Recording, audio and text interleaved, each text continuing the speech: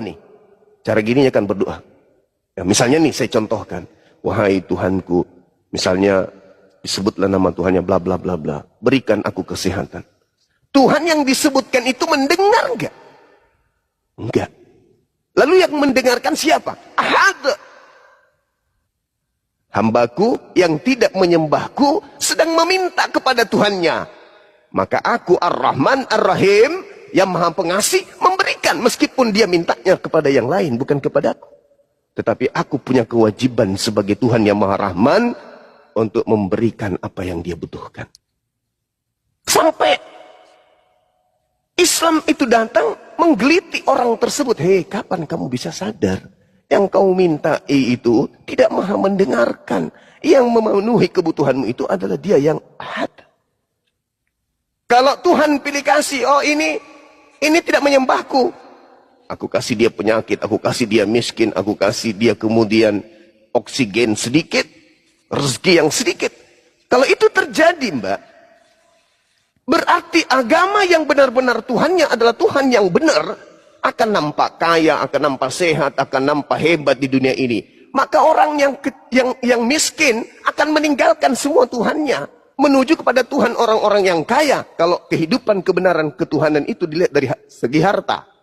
Orang Kristen kaya-kaya semua. Berarti doanya diterima oleh Tuhannya, pindah yuk. Enggak. Tuhan tidak seperti itu. Kita minta, orang yang non-muslim minta, ateis pun minta, semuanya diserahkan, semua diberikan. Makanya dikatakan, waqulil haqqu mir rabbikum. Semua kebenaran telah aku berikan ya. Kamu silakan berpikir, mau beriman kepadaku silakan, mau kufur kepadaku juga silakan. Aku akan senantiasa memenuhi seluruh kebutuhanmu. Itu. Jadi Allahus Samad, lam yalid walam yulad. Itu dalam Al-Quran. Jadi Tuhan yang benar itu tidak bersilsilah, tidak beranak, tidak diperanakan. Itu Tuhan yang betul. Ahad dia tidak bersilsilah. Dia tidak punya anak, dia tidak diperanakkan. Jadi tidak ada istilah anak Tuhan, bapak Tuhan, ibu Tuhan, sepupu Tuhan, opungnya Tuhan, tulangnya Tuhan. Nggak ada istilah di Islam seperti itu. Karena dia ahad. Maka dia tidak beranak dan tidak diperanakkan. Sama seperti di dalam bilangan 23 nomor 19, Tuhan bukan manusia dan bukan anak manusia. Lam yalid walam yulad. Walam yakul lahu kufuwan ahad. Dan bagi Tuhan tidak ada yang setara. Semua ciptaan, mau dia setan, mau dia malaikat, mau apapun itu, di luar Tuhan adalah ciptaan Tuhan. Tidak ada yang setara dengan Tuhan. Itu konsep bertuhan dalam Islam. Itu yang pertama. Kemudian Tuhan yang kepadanya segala sesuatu tergantung. Kesehatan, apapun yang kita butuhkan, rezeki, semua tergantung pada dia. Itu menurunkan sebuah kitab sebagai ketetapan hukum-hukum. Al-Quran diwahyukan dengan pondasi inna nahnu nazzalna dzikra wa inna lahu lahafizun. Aku yang mewahyukan, aku juga yang menjaga Quran itu. Maka Quran tidak boleh ada celah. Kenapa Al-Quran tidak boleh ada celah? Karena Tuhan menjamin. Kami yang mewahyukan, kami yang menjaga. Aku yang memberikan firman, aku yang menjaga. Maka harus implementasi dari ayat tersebut terbukti. Bagaimana dengan Al-Quran? 1400 tahun silam sampai detik ini tidak ada perubahan. Iqra bismi rabbikal ladzi khalaq. Terlontar dari lisan Nabi Muhammad sampai kepada sahabatnya. Iqra bismi rabbikal ladzi khalaq. Sampai pada detik ini tidak pernah berubah. Kemanapun kita pergi, betul yang disampaikan oleh adik saya Adon. Kenapa bisa seperti itu? Karena Allah itu adil. Itu tadi, wa qulil haqqu mir rabbikum. Kebenaran telah aku sampaikan, dan kebenaranku itu tidak akan pernah dirubah oleh siapapun. Kebenaran itu harus sampai di hadapanmu. Baru setelah sampai di hadapanmu, kamu tolak, boleh. Kamu terima, boleh. Tapi ingat, ada konsekuensi dari itu semua. Jadi seluruh manusia setelah Nabi Muhammad punya hak untuk selamat. Maka dia punya hak mendengarkan Al-Quran. Al-Quran tidak boleh dirubah. Karena seluruh manusia punya hak untuk mendengarkan Al-Quran ini. Karena kelak akan dimintai pertanggungjawaban. Apakah telah sampai Al-Quran kepadamu? Kalau sampai, kenapa kamu tidak beriman? Nah, makanya Al-Quran dimanapun itu tidak boleh berubah. Sekuat apapun sebuah negara, kebenciannya terhadap Islam, ketika Quran masuk, mereka tidak punya daya untuk merubah Quran. Misalnya nih, negara Konoha benci kepada ajaran Nabi Muhammad karena isu teroris, isu intoleran, dan seterusnya. Dihubungilah Arab, negara Arab yang mensuplai Al-Quran misalnya. Kamu masukkan Al-Quran kitabmu ke dalam negara Konoha, negara kami, karena di dalamnya ada penduduk yang sekian persen Islam. Tapi dengan satu syarat, cukup terjemahannya, jangan kau masukkan bahasa aslinya. Ada kekuatan seperti itu? Enggak. Allah mengatakan, inna nahnu nazzalna zikra. Aku yang mewahyukan, aku yang menjaganya. Jadi sebenci apapun misalnya sebuah negara terhadap Islam, isu teroris, sayangnya dia tidak mampu melawan firman Tuhan. Aku yang menjaga Quranku. Kamu tidak akan sanggup untuk merubah apapun yang ada di dalamnya. Subhanallah. Ini yang terjadi. Orang menggaungkan kebencian, tapi mereka tak sanggup mencari celah di dalam Al-Quran. Bahkan sekedar untuk merubah Al-Quran satu huruf pun mereka tak sanggup. Bahkan untuk sekedar mengganti terjemahan, menghilangkan original teks pun tidak sanggup. Itu satu bukti kebenaran bahwa Al-Quran itu adalah firman Allah. Contoh nih, kalau Dinda Adon berbicara atau membaca ayat suci Quran, saya pasti tahu. Saya bukan penghafal 30 juz. Tapi kalau beliau membaca Quran, saya tahu letak kesalahannya. Jangankan salah huruf, mat, cara bacanya, huruf-huruf dan tanda baca, matnya saja. Kalau dia keliru, saya paham, saya ngerti, dan saya pasti tegur. Itulah hebatnya Quran. Jadi nggak bisa salah. Ketika saya ke Jepang, saya tidak ngerti bahasa Jepang. Nggak ngerti saya. Tapi imam kemudian berdiri di depan. Allahu Akbar. Alhamdulillahi Rabbil Alamin. Saya sebagai orang Indonesia masuk ke masjidnya orang Jepang tetap khusyuk. Kenapa? Dia sedang membacakan Al-Quran surah Al-Fatihah. Segala puji bagi Allah Tuhan semesta alam. Orang Jepang masuk ke Indonesia, saya jadi imam. Dia juga merasakan kekhususan yang sama. Allahu Akbar. Alhamdulillahi Rabbil Alamin. Ar-Rahmanir Rahim. Orang Jepang masuk ke Indonesia, masuk ke masjid, sama. Bacaannya tetap memuji kepada Allah yang menjaga kalimat-kalimat sucinya tadi. Itu keistimewaan. Karena Al-Quran satu-satunya mukjizat yang masih ada di tengah-tengah kita ini. Kalau di Nabi Musa belah lautan, bisa kita lihat buktinya? Bisa kita rasakan? Enggak. Nabi Isa membangkitkan orang mati, bisa kita rasakan? Enggak. Orang lumpuh berjalan, bisa kita lihat? Sekarang kita bisa rasakan? Enggak. Nabi Muhammad membawa mujizat berupa Al-Quran, bukan cuma umatnya, tapi seluruh umat manusia bisa melihat satu-satunya mujizat yang tersisa dari nabi-nabi yang pernah ada.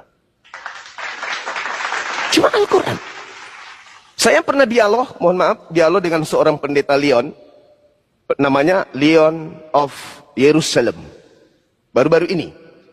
Saya tanya, Pak Pendeta, apakah firman Tuhan itu bisa direvisi oleh manusia? Nggak bisa. Apakah firman Tuhan itu bisa dikoreksi oleh manusia? Nggak bisa. Berarti firman Tuhan tidak boleh dikoreksi. Firman Tuhan tidak boleh direvisi. Ya, tidak boleh. Lalu saya katakan begini, Dek. Berarti kitabnya orang Kristen di Indonesia bukan firman Tuhan. Loh, kenapa bisa? Karena selalu dikoreksi, karena selalu direvisi. Akhirnya dia bingung sendiri. Mau jawab apa? Tadi di awal saya sudah pegang, saya sudah ikat jawabannya. Firman Tuhan tidak bisa dikoreksi, firman Tuhan tidak bisa direvisi. Berarti yang ada di Indonesia bukan firman Tuhan, karena selalu direvisi, terjemahan lama, terjemahan baru, diperbaiki lagi, TB1 dan seterusnya, TB2 dan diperbaiki. Artinya, kalau firman Tuhan itu bisa dikoreksi, berarti yang mengoreksi ini lebih pantas, lebih Tuhan daripada Tuhan.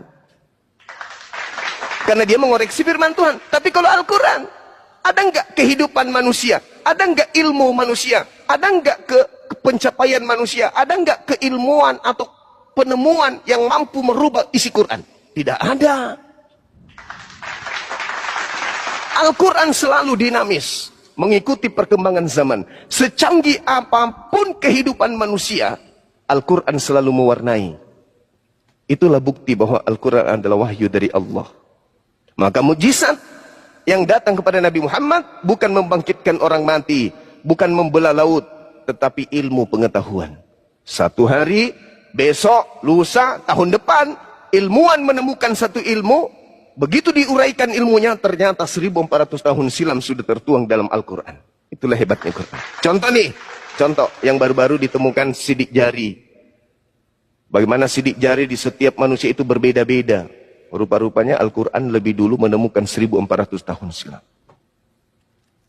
Itu. Nah inilah salah satu mujizat, inilah salah satu keutamaan yang kami sampaikan kepada saudari saya. Karena tidak mungkin Mbak, tidak mungkin nih. Sebuah kitab disebut firman Tuhan yang maha mengetahui, kalau kitab itu bertentangan dengan kehidupan kita, nggak mungkin. Contoh, ada pabrik yang ahli membuat mobil. Ketika pabrik ini membuat mobil, tentu dia juga membuat buku untuk apa itu? Buku catatan-catatan sebagai pengantar daripada cara operasional mobil tersebut. Betul ya? Ada buku panduan untuk mengoperasikan mobil itu pasti ada. Nah, kalau mobilnya berbeda dengan buku panduannya, bertentangan dengan mobil, cara operasional mobil dengan buku panduan, berarti pabrik ini tidak maha mengetahui. Apa analogi ini? Tuhan memberikan kita akal sebagai kendaraan untuk melumpuhkan dunia. Akal.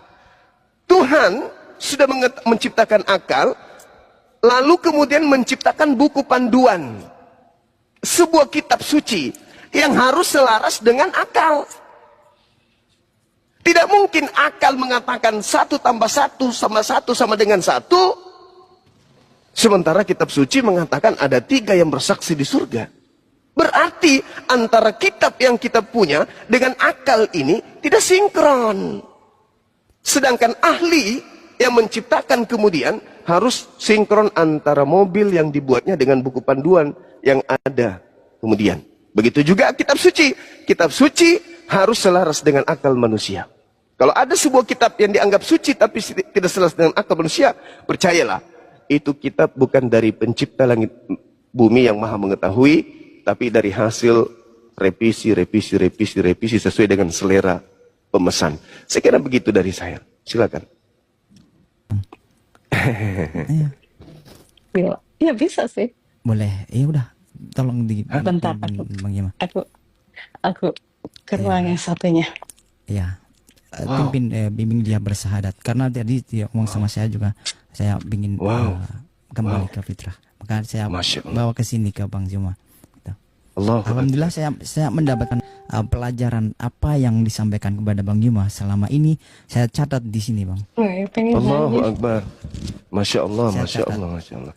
Dinda Abu Hadid, sabar Dinda, ya, sabar. Di belakang saya kan ada Bang tuh kumpulan Bible. Saya menjelaskan dari sana juga. Gitu. Allahu Akbar, Masya Allah. Memang saya jarang masuk ke komal diskusi, tapi saya menggunakan pribadi saya supaya bisa mencontohkan kepada teman-teman di sini. Karena jika saya berdiskusi di sini ada kayak pergesekan-gesekan gitu kan, makanya saya hanya dengan tingkah laku saya bagaimana yang bisa dicontohkan pada teman-teman Kristen. Kemudian mereka bertanya kepadaku, kok kamu seperti ini? Dari situlah saya membuka, begitu Bang. Baik, Dan Masya Allah. kemudian Mbak Ita pun seperti itu. Dinda Adon, mohon izin saya naikkan adik kita, saudara kita Abu Hadid untuk mendoakan beliau nanti ya. Boleh. Ya.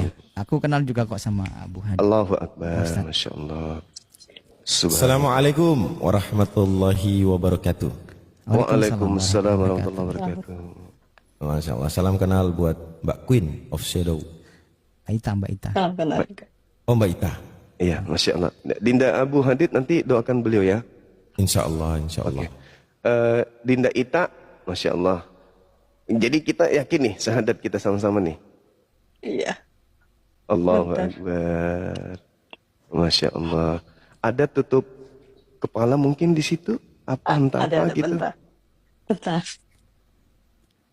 Ustadz Abu, open cam dong. Nggak boleh nyanyi ntar.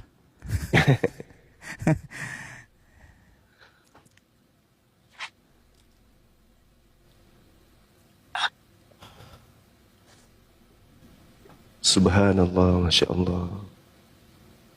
Allahu Akbar, Masya Allah. Jadi Dinda Ita, sebelum kita prosesi syahadat, saya ingin mendengarkan dari lisan adik saya ini mengakui bahwa yang selama ini kan Kristen tuh ya, di Katolik atau Protestan? Protestan. Protestan. Berani nggak mengucapkan di depan umum ini kalau Yesus itu hanyalah makhluk ciptaan Allah? Coba, Berani. coba. Kita mau dengar. Makhluk, makhluk itu ciptaan Yesus, Allah. Yesus adalah makhluk ciptaan Yes. Allah. Yesus Coba. adalah makhluk ciptaan Allah. Allahu Akbar, Masya Allah. Ini sebuah iman ya, ini keyakinan, tidak boleh diganggu gugat, ini kepercayaan seseorang. Tidak boleh ada yang mengintervensi, karena itu ikhlas tanpa ada paksaan. Oke, satu telunjuknya, simbol tauhid kita satu Tuhan berbeda dengan yang lain. Ikuti saya. Bismillah, Bismillah. Ar-Rahman, Ar-Rahman. Ar-Rahim. Ar-Rahim.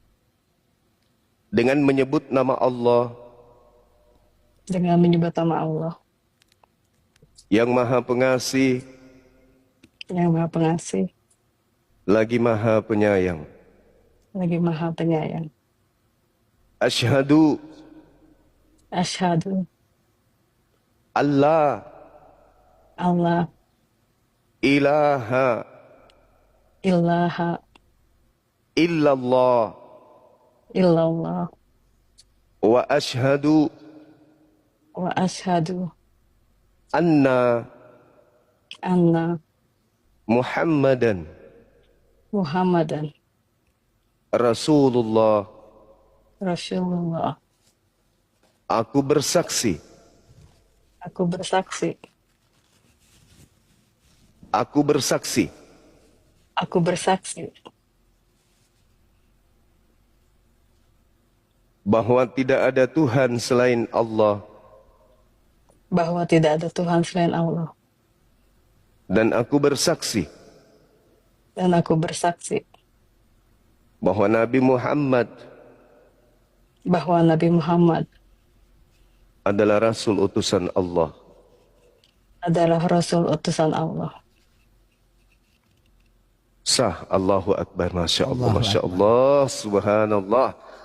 Masya Allah, sahabat-sahabat sekalian, kita saksikan pada pagi hari ini untuk waktu Indonesia, di tengah-tengah kita ada saudari kita dari Kristen Protestan yang menyatakan imannya untuk memeluk agama Islam ya, dengan penuh keyakinan, dengan proses berfikir lewat bimbingan adik kita Adon. Adon ini Masya Allah luar biasa adikku.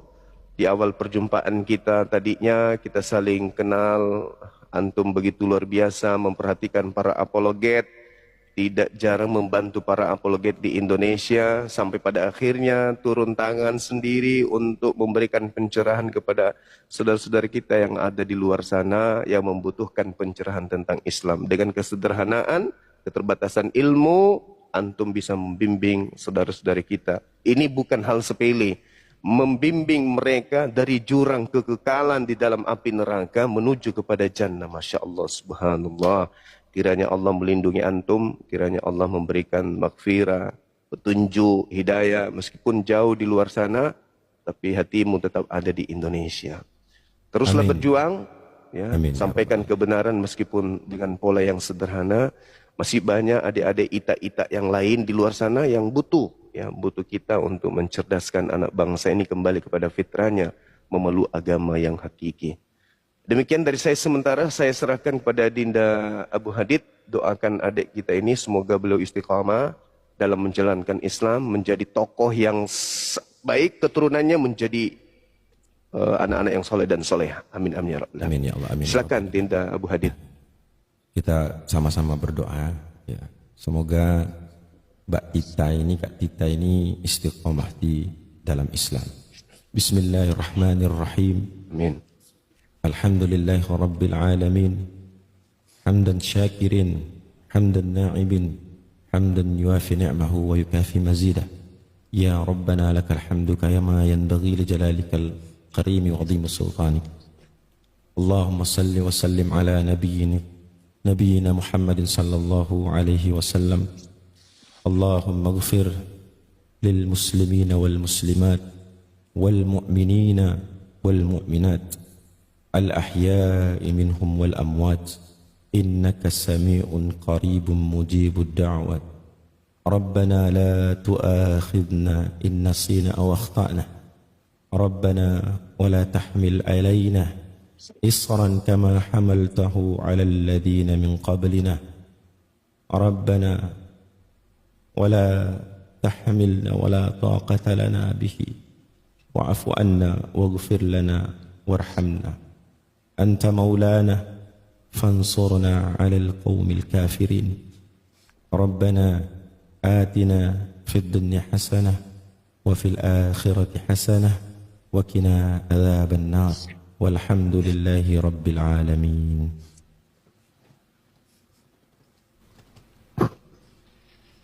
Allahu Akbar, Masya Allah, Subhanallah, La ilaha illallah. Jadi orang kalau sudah meluk Islam itu pasti hatinya lapang, hatinya lega, hatinya plong.